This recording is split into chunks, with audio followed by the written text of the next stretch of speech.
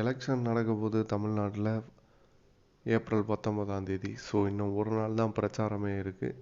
இந்த அவ்வளோ தீவிரமாக எல்லாரும் பிரச்சாரம் பண்ணிக்கிட்டு இருக்காங்க, எல்லா கட்சியுமே. இப்போது முக்கியமாக தமிழ்நாட்டில் கருத்து கணிப்பு, அதுவும் தந்தி டிவியோட கருத்து கணிப்பு வந்திருக்கு.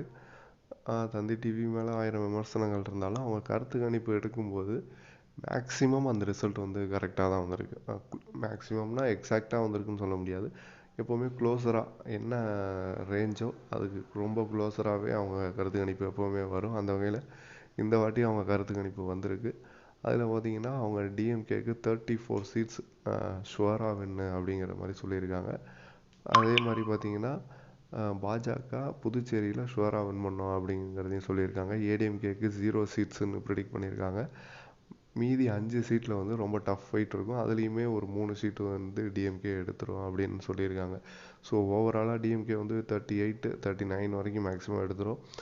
ஏடிஎம்கேக்கு ஒரு சீட்டில் கிடைச்சா கிடைக்கலாம். பட் பிஜேபிக்கு ஒரு சீட்டு சொல்லியிருக்காங்க. பட் எப்படி வருதுன்னு பார்ப்போம். இது மூலியமாக டிஎம்கே அண்ட் இந்தியா கூட்டணி தமிழ்நாட்டில் செம வெற்றி பெற்றோம். Subscribe to the channel.